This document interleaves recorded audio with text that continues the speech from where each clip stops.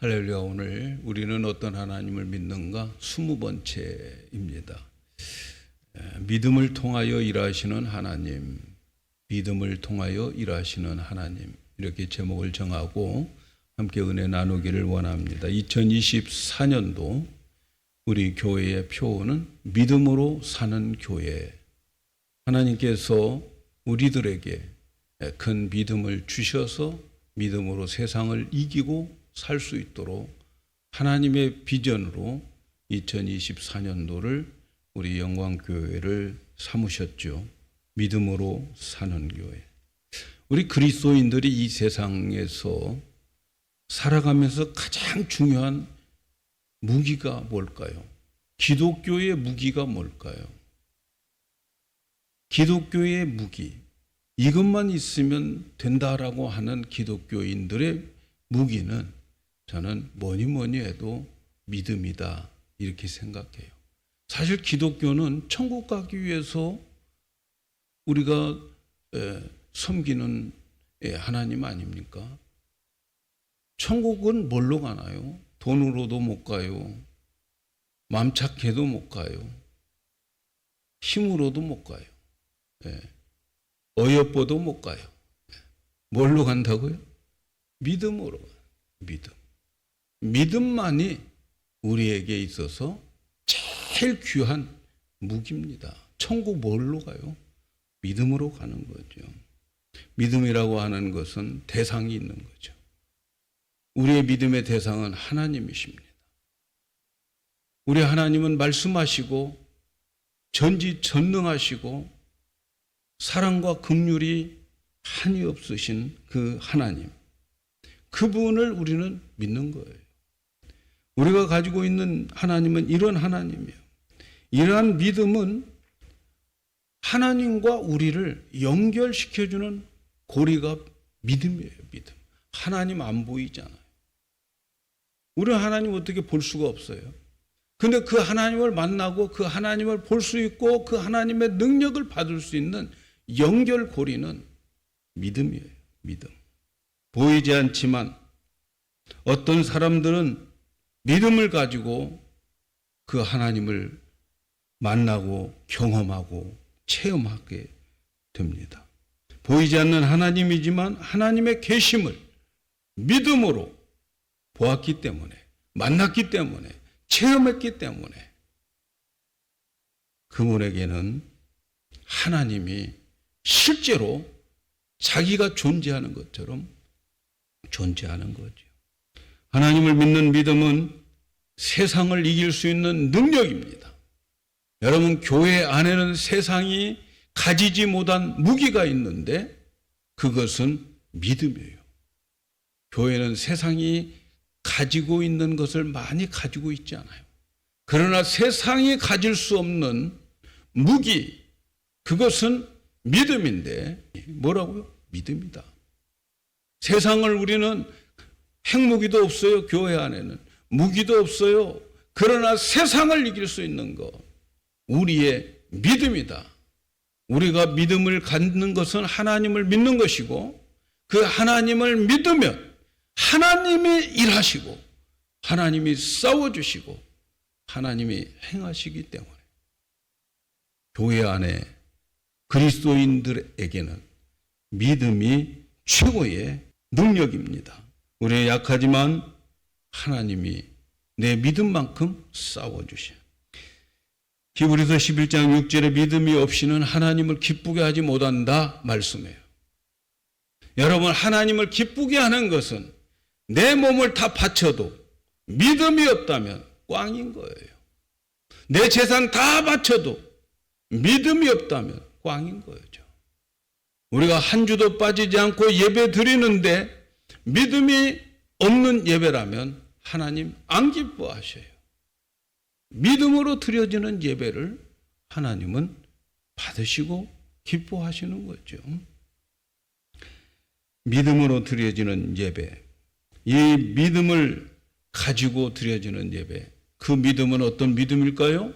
하나님이 계심을 믿어야 돼요. 오늘 여러분 이 자리에 나오시면서 주일이니까 나가야지, 마지막 주일이니까 나가야지 해서 나오셨습니까? 아니면 여기에 하나님이 계시기 때문에 나오셨습니까? 믿음이 없이는 하나님을 기쁘게 하지 못. 그가 계신 것과 그를 찾는 자들에게 상 주시는 것을 믿어야 되는 거죠. 하나님 찾고 하나님 일하고 하나님께 우리가 투자하면 상 주시는 것도 믿으면서 하셔야 돼요. 상 받는 것도 기억하셔야 돼요. 그것도 믿음이에요. 하나님 계신 것을 믿은 것만큼 상 받는 것도 기억하셔야 돼요. 하늘에 상급이 없다면 누가 희생하면서 하나님 섬기겠습니까? 똑같이 저 사람도 저러니까 나도 저렇게 섬기지. 하나님 계신 것을 믿으셔야 돼요. 그게 기쁨으로 하나님을 섬기는 자예요. 예배 드릴 때도 하나님 계시고, 직장에 가서도 하나님 계시고, 집에 있어도 하나님 계시고, 내가 어느 곳에 가든지 여기에 하나님이 계시구나. 그 믿음 가지고 살아가는 사람들, 하나님을 기쁘게 하는 자들이죠. 오늘 우리가 읽은 말씀 보면은 그 하나님께서는 이 모든 믿음을 우리에게 주시는데, 이 믿음을 가지고 우리는 복도 받아요. 복. 아브라함 복 받았는데 믿음으로 받았다, 이렇게 말씀해요. 갈라디아서 3장 9절에 보니까 그러므로 믿음으로 말미암은 자는 믿음 있는 아브라함과 함께 복을 받느니라. 믿음이 있는 아브라함과 함께 복을 받는다. 그러니까 복도 믿음으로 받는 거예요. 믿음으로. 우리가 아무리 열심을 내서 정말 금식을 하고 철야를 하고 부르짖어 기도해도 믿음이 없으면 기도 응답도 없어요. 헛수고인 거죠. 여러분, 기도할 때 믿음으로 하셔야 돼요. 믿음이 없는 기도는 헛수고예요. 그래서 야고보 선생에게 말합니다. 오직 믿음으로 구하라. 우리에게 야고보 선생은 오직 믿음으로 구하라. 조금도 의심하지 말라. 의심하는 자는 이 바닷물결 같이 왔다 갔다 하는데 그 사람은 받을 생각하지 말라. 의심하지 말고 믿음으로 구하라. 기도도 믿음으로 구하는 거예요, 여러분. 믿음으로 구하지 않는 기도는 그냥 허공에 소리를 치는 것밖에는 되지 않는 거죠. 우상 숭배하는 자들은 믿음이 없이 기도하는 거예요. 그들은 그냥 기도해도 아무것도 없어요. 믿음을 가진 자들에게는 불가능한 것을 가능하게 합니다.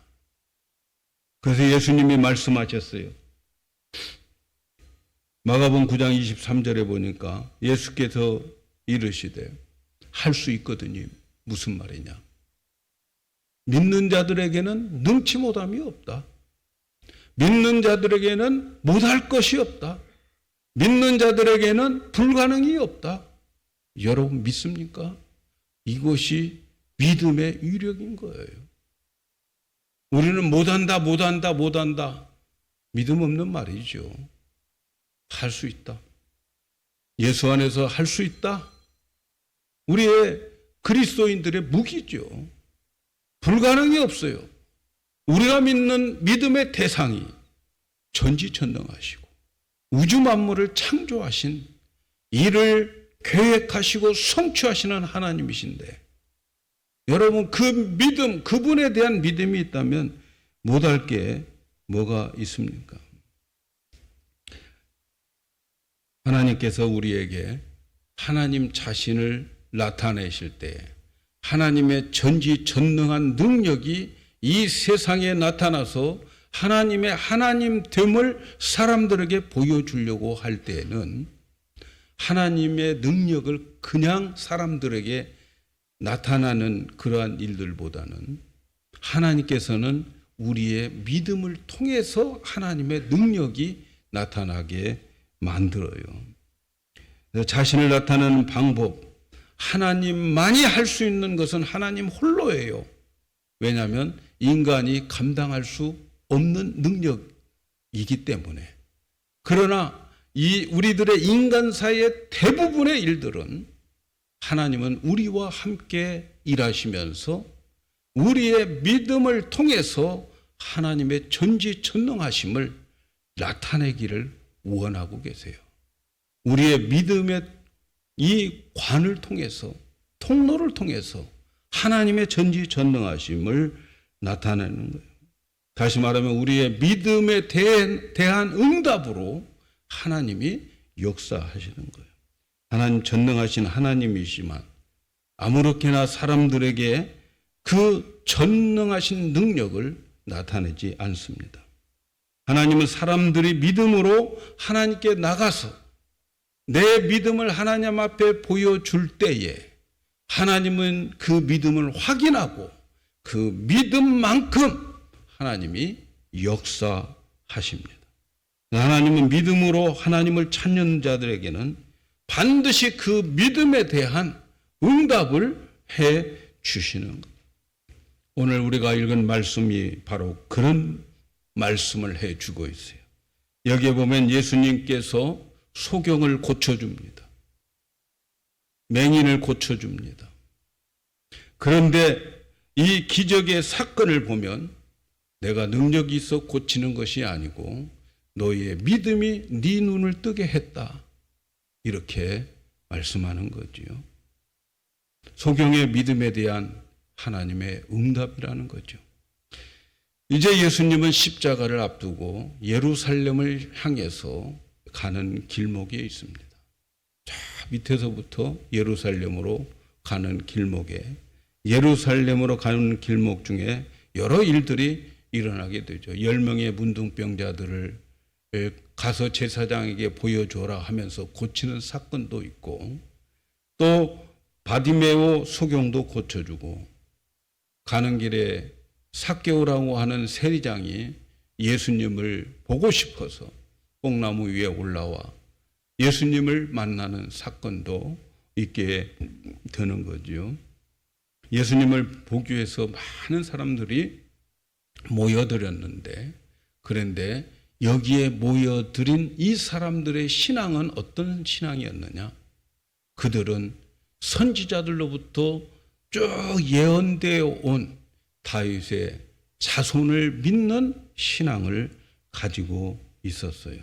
그래서 다윗의 자손이 오면 사람들의 모든 병을 치료하고 천국 백성들로 만들어 주신다고 하는 그 믿음을 가지고 있는 사람들이었어요. 예수님이 여리고성을 지나갈 때에 한 소경이 구걸하다가 예수님이 지나간다라고 하는 소식을 듣게 됩니다. 그리고 소리 질러요. 당시 맹인들은 항상 사람들의 동향에 관심이 있는데, 사람들의 움직임에 관심이 있는 까닭은 그래야 사람들로부터 구걸을 해서 돈을 얻을 수 있기 때문에 그런 거죠. 여리고에 오래전부터 예수님의 동향에 관심이 있는 사람들 중에서 한 맹인이 있었는데, 바로 그 사람이 오늘 본문에 나온 말씀에 나온 맹인이에요. 이 사람은 예수님의 동향에 관심이 있었던 것은 돈을 구하기 위함이 아니었어요. 그의 관심은 구약 시대로부터 내려온 성경의 내용과 그리고 다윗의 후손에 대한 내용을 알고 있는 자였어요. 구약 성경의 메시아가 오면 맹인이 눈을 뜬다? 눈을 밝게 한다? 가난한 자에게 복음도 전해진다? 이 모든 메시지를 믿고 가지고 있는 자였어요. 이 당시만 해도 눈을 뜨게 하신 것은 사람의 능력이 아니에요. 사람의 영역이 아니었어요. 그래서 예수님의 치유의 대명사는 눈뜨게 하는 거예요. 눈뜨게. 죽었다 살아난 자를 살리는 일은 구약에 있었어요. 그러나 눈을 뜨게 하는 자는 없었어요. 그런데 다윗의 자손은 오면 이 일을 행할 수 있다 하는 거예요. 눈 뜨게 하는 것은 하나님만 치유하는 거예요. 그래서 어떤 사람이 눈을 뜨게 했다면 그 사람은 바로 하나님이 보낸 메시아다라는 증거지요. 그런데 여리고성에 이 맹인이 예수님이 다윗의 자손이기 때문에 자기의 눈을 뜨게 하신다는 약속을 들었고 믿고 있었던 이 사람이 다윗의 자손이 온다는 소식을 듣고, 그리고 그 소식을 들은 이 사람, 당연히 주님을 찾을 권리가 자기에게 있음을 알고 있는 거죠. 여러분, 이거 중요한 이야기예요. 예수님을 찾을 권리가 내게 있다. 메시아를 찾을 권리가 내게 있다. 중요한 이야기예요. 이 맹인은 구걸하는 사람이었어요. 보통 맹인들이 구걸할 때는 아주 슬픈 목소리로 해야 되죠. 그래야 동정을 얻죠. 그런데 그는 예수님을 향해서 슬픈 목소리가 아니에요. 아주 큰 목소리로 다윗의 자손 예수여, 그는 그렇게 부르게 됩니다. 너무 크니까 사람들이, 앞에 갔던 사람들이 시끄러운 거예요. 조용히 해라. 그런데 이 맹인은 더 큰 소리를 칩니다. 예수님이 지나간다고 하는 소리를 듣고 더 큰 소리를 지는데, 그래서 목소리를 높여서 크게 예수님을 부르짖습니다. 만일 큰 소리로 하지 않으면 예수님 자기도 모르는 사이에 그냥 지나쳐 버릴 거 아니에요. 그러면 다시는 기회가 없다는 것을 그는 알고 있어요. 내 일생에 한 번 있는 이 기회, 그는 놓치지 않고 목소리를 높여서 예수를 부르는 거예요. 그렇지 않으면 예수는 그냥 지나갈지 모른다는 생각에 간절하게 목소리를 높여서 부르짖는 거죠. 앞서가는 사람들은 시끄럽다고 하지만 이 맹인 그 소리가, 그 시끄럽다고 말리는 자들의 소리가 귀에 들리지 않아요. 그 사람들에게 귀찮게 여기겠지만은, 그러나 자기는 그 사람들이 나를 귀찮게 할 자격이 없다고 생각하는 거죠. 그래서 더욱 소리를 질러요. 여러분, 이것은 얼마나 중요한 자세인지 몰라요. 우리 주님과 나와의 믿음의 관계는 너희들과 상관없어 하는 관계죠. 주위에 있는 사람들과 상관없이 주님과 나와의 관계 속으로 들어가야 되는 거지요. 여러분, 사람들 속에서 빠져나와서 예수님과 1대1로 만남이 중요해요. 그러기 위해서는 좀 부끄러움, 체면 이런 것 좀 버리고 예수님을 향하여 소리 질러야 하는 거예요. 진정으로 다윗의 자손이 눈을 뜨게 하는 자라고 믿는다면 이렇게 남들을 체면 보지 않고 하나님께 부르짖는, 예수님을 찾는 그 행위가 필요하죠. 예수님은 이 맹인의 그 부르짖음 목소리를 들었어요.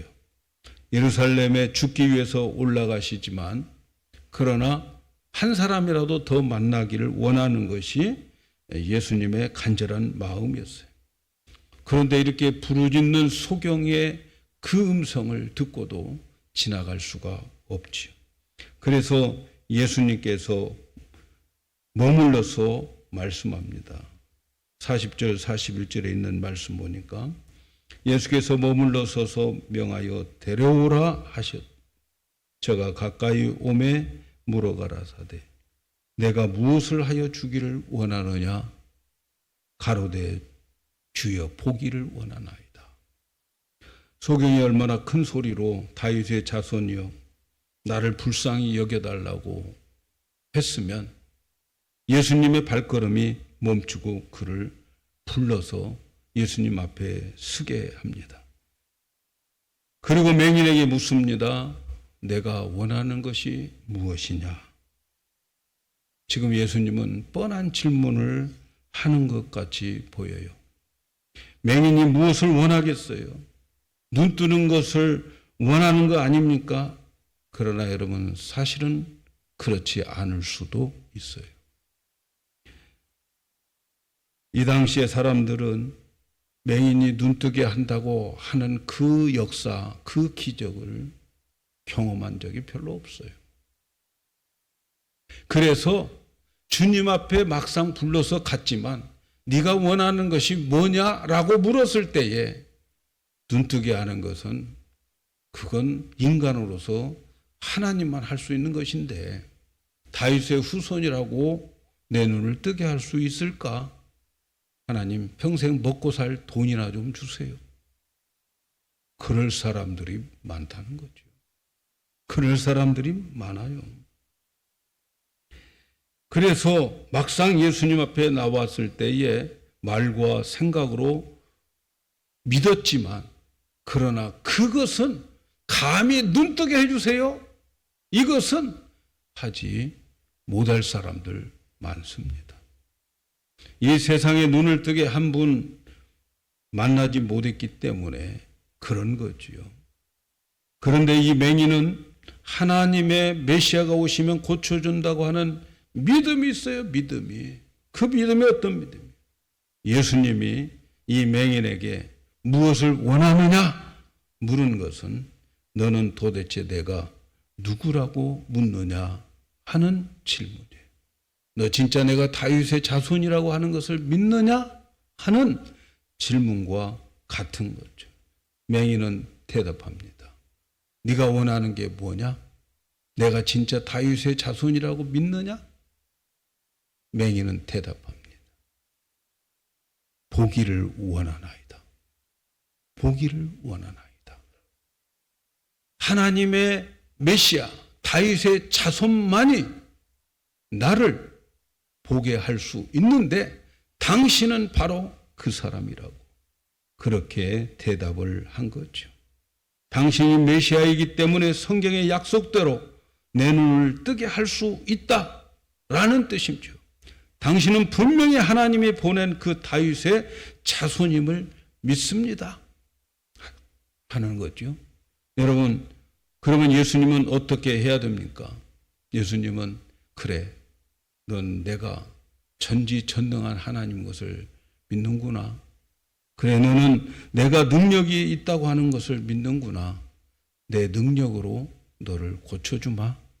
그렇게 말씀하셨을까요? 아니에요. 그렇게 말씀하지 않았어요. 누가복음 18장 42절 43절에 예수께서 저에게 이르시되 보라 내 믿음이 너를 구원하였다. 내 능력이 너를 구원했다가 아니에요. 내 능력으로 너를 고쳐주겠다. 이게 아니고 네 믿음이 나에게서 능력이 나가게 했노라 하는 뜻인 거죠. 네 믿음에 대한 응답이다. 그것은 내 눈이 뜨여져서 보는 것이다 라고 말씀하는 거죠. 예수님의 능력은 맹인의 믿음을 통해서 나타난 것이다 이렇게 말씀합니다. 그가 가진 믿음을 사용해서 예수님의 역사, 하나님의 능력이 나타나게 되는 거예요. 사랑하는 여러분, 하나님께서는 전지전능하신 하나님, 이 우주 만물을 창조하신 하나님입니다. 그런데 하나님의 능력은 하나님께서는 우리의 믿음을 통해서 하나님의 능력이 나타난다는 것을 우리에게 가르쳐줘요. 금년도 우리에게 이 믿음 주시려고 하나님의 우리 영광교회 성도 여러분들을 하나님의 비전으로 삼고 그래서 하나님께서 우리의 믿음을 키워주신 거예요. 그래서 성경을 보면은 여러 곳에 예수님께서 네 믿음대로 될지어다. 네 믿음대로 될지어다. 너의 믿음의 분량만큼 하나님이 역사하신다 하는 말씀을 하시는 거예요. 전능하신 하나님이시지만 능력이 많으신 하나님이시지만 내가 믿음을 보여주지 아니하니까 나의 삶 속에 기적과 능력이 나타나지 않는 거죠. 성경을 읽어보면 인간이 이해할 수 없는 모든 문제들을 예수님께 가지고 왔을 때 예수님께서는 한 번도 내가 고쳐주마, 내가 해주마, 그렇게 말씀하지 않았어요. 항상 예수님은 너의 믿음이 너를 구원하였다. 마태복음 9장 22절에 예수께서 돌이켜 그들을 보시며 가라사대 따라 안심하라, 내 믿음이 너를 구원하였다. 네 믿음이 너를 구원한 거야. 12해 동안 혈류병을 앓는 여인, 예수님의 옷자락만 만지면 예수님의 능력으로 나을 것을 믿는 그 믿음이 너의 병을 낫게 해 주었다. 안심하여 가라. 마가복음 5장 33절에도 예수께서 가라사대 따라 내 믿음이 너를 구원하였으니 평안히 가라, 내 병에서 놓여 건강할지라. 마가복음 10장 52절에도 예수께서 이르시되 가라, 내 믿음이 너를 구원하였느니라, 네 믿음으로 네가 구원받았다. 저가 곧 보게 되어 예수를 길에서 쫓으니라. 누가복음 17장 19절에 그에게 이르시되 일어나 가라, 내 믿음이 너를 구원하였느니라. 너의 믿음이 내 능력을 나가게 했노라. 이렇게 예수님은 사람들이 할 수 없는 일이지만, 그러나 믿음을 가지고 하나님께 나오는 그 사람들에게 하나님은 믿음의 응답을 주시는 하나님. 그래서 내 믿음대로 될지어다. 내가 믿음이 있는 그 믿음이 너를 구원하였노라. 내 믿음이 너를 구원하였노라. 그렇게 말씀하시는 거예요. 오늘날 현대인들은 과학은 믿어도 초자연적인 것은 잘 믿지 않아요. 그리고 초자연적인 거 믿으려고도 하지 않고 구하지도 않아요. 워낙 바벨탑이 높게 쌓여져 있어서 그래요. 전능하신 하나님의 기적은 잘 믿지 않고 기적도 기대하지 않아요. 저는 뉴욕에서 저 버지니아까지 이제 학교를 다닐 때인데 10시간, 한 12시간 걸리는데 중간중간에 차가 쉬어요, 차가.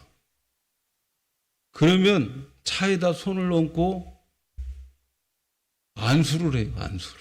고장났는데. 참 희한하게 놀랍게도 말이죠. 그러고 나서 엔진을 걸면 또 엔진이 걸려줘요. 예? 여러분, 과학적으로, 상식적으로, 아니, 차 엔진이 지금 시동이 꺼져가지고 엔진이 안 걸리는데 거기에다가 메커닉을 불러가지고 빨리 고쳐야 되는데 그냥 우리 기도하자, 안수하자. 그래서 안수하고 나니까 시동이 걸려요. 왜 그런지는 잘 모르겠어요. 우리 그런 거 잘 모르니까. 예. 여러분 어떻게 생각합니까? 바보 같은 짓이라고 생각합니까? 우리는 그렇게 생각하지 않아요. 요즘 사람들은 과학, 내비게이션은 잘 믿어도 하나님의 말씀이 내 발에 등불이고 여호와의 말씀이 길이다, 안 믿어요. 잘 안 믿어요. 여러분, 하나님의 능력이 없어서 기적이 나타나는 것이 아니고 내 믿음을 보여주지 않았기 때문에 기적이 안 나타나는 거예요. 아멘입니까? 여러분, 우리는 고난과 질고 또 나를 비참하게 하는 모든 것들을 가지고 주님 앞에 나와 예수님께 부르짖어 고침받고 체험을 받아야 돼요. 나의 삶에 풍성하지 못한 것이 있다면 하나님께 나와서 부르짖어 고침받고 체험받아야 돼요. 그런데 믿음을 가지고 나오셔야 돼요. 하나님의 능력은 나의 믿음을 통해서 나타나기 때문에. 그래서 우리에게 가장 큰 복은, 금년도 여러분이 받은 복 중에서 가장 큰 복은 나에게 믿음이 생겼다는 거예요. 어려워도 하나님께 나가야 되겠다. 하나님은 하실 수 있다. 그 믿음이 있다면 여러분은 금년도 하나님이 예비하신 복을 받은 자들이에요. 믿음에는 여러 종류의 믿음이 있어요. 산 믿음이 있어요. 살아있는 믿음만 역사하셔. 죽은 믿음도 있습니다. 병든 믿음도 있습니다. 다른 믿음도 있습니다. 다른 믿음은 이단의 믿음이에요. 혼미한 영이 와가지고 그를 사로잡아서 말 같지도 않은 것을 믿고 목숨 거는 불쌍한 영혼들이 있어요. 지옥 갑니다. 다른 믿음은 지옥 가요. 병든 믿으면 나으면 되잖아요. 우리는 어떤 믿음을 가져야 되겠습니까? 우리가 가져야 될 믿음은 산 믿음, 살아있는 믿음을 가져야 돼요. 여러분, 살아있는 믿음과 병든 믿음의 차이가 뭘까요? 나는 어떤 믿음을 가지고 있을까? 그 차이가 뭘까요? 야고보서는 여기에 대해서 확실한 진단을 할 수 있도록 말씀해 주셨어요. 야고보서 2장 26절에 영혼이 없는 몸이 죽은 것 같이 행함이 없는 믿음은 죽은 것이다. 여러분, 산 믿음과 죽은 믿음의 차이가 뭡니까? 산 믿음과 죽은 믿음의 차이는 행함의 차이입니다. 행함이 믿음이라는 거죠. 행함 이퀄 믿음이에요.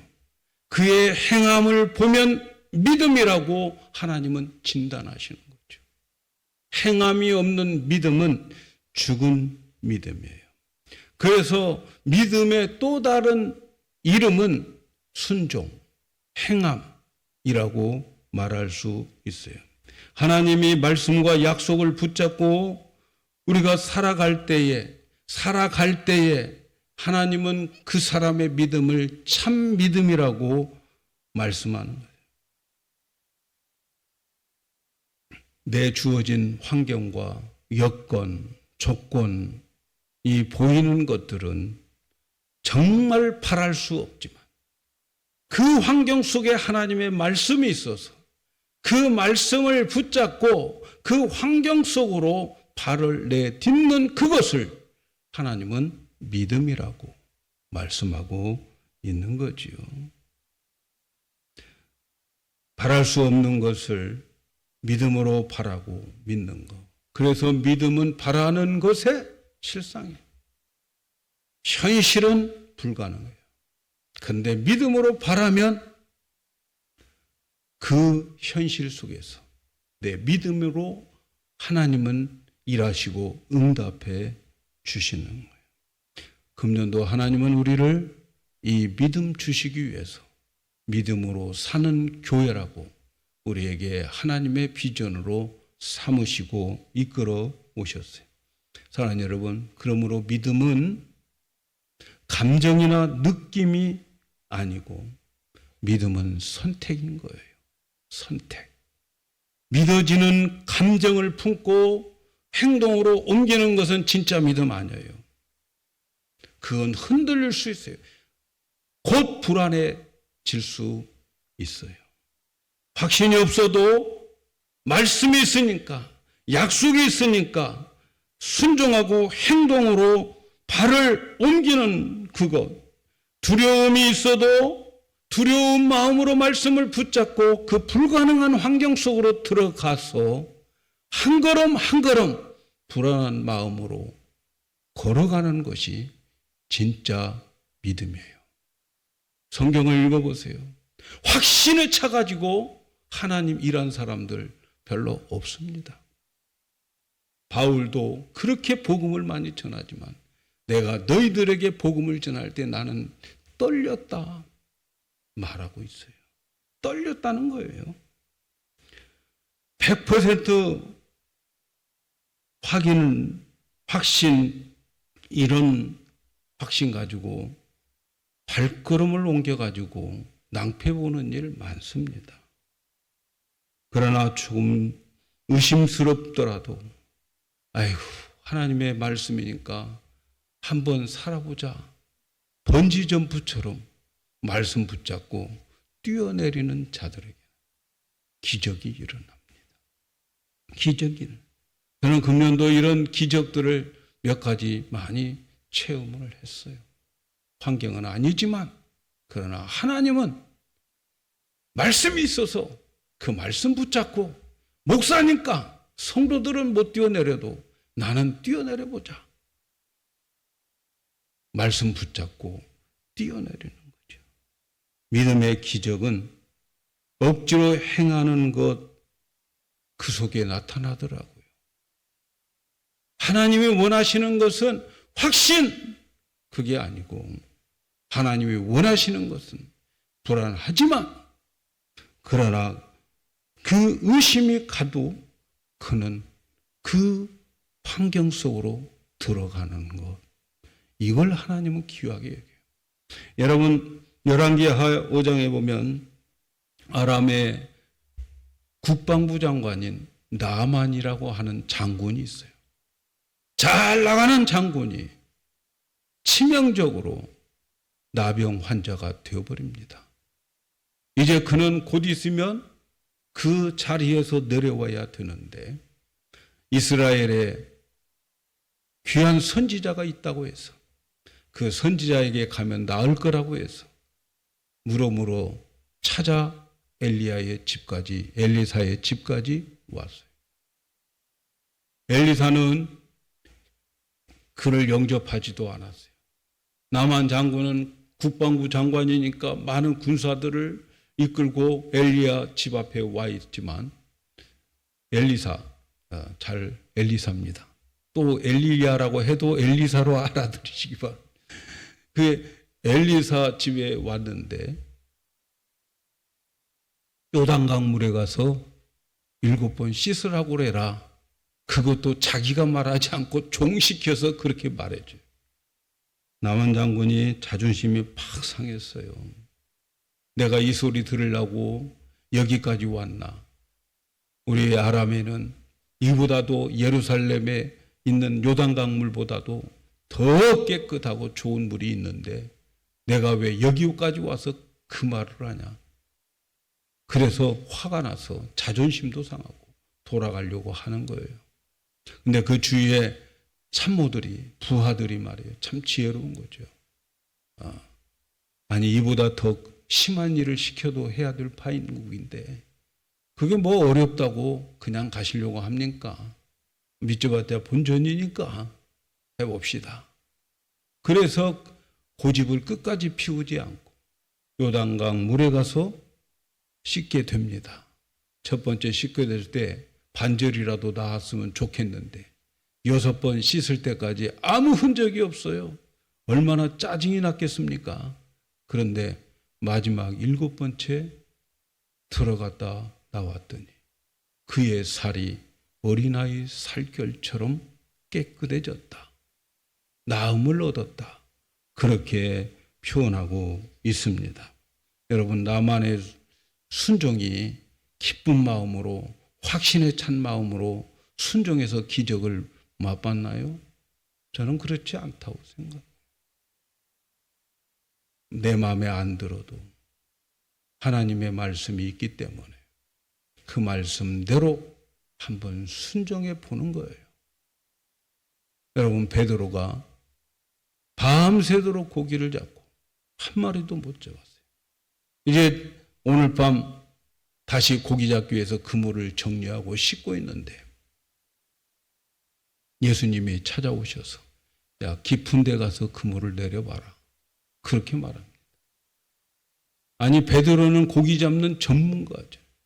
어렸을 때부터 고기 잡는 데 잔뼈가 굳은 사람이에요. 그런데 깊은 데 가서 이 아침에 그물을 내려라. 그는 도저히 이해가 되지 않습니다. 그러나 그는 어떻게 말합니까?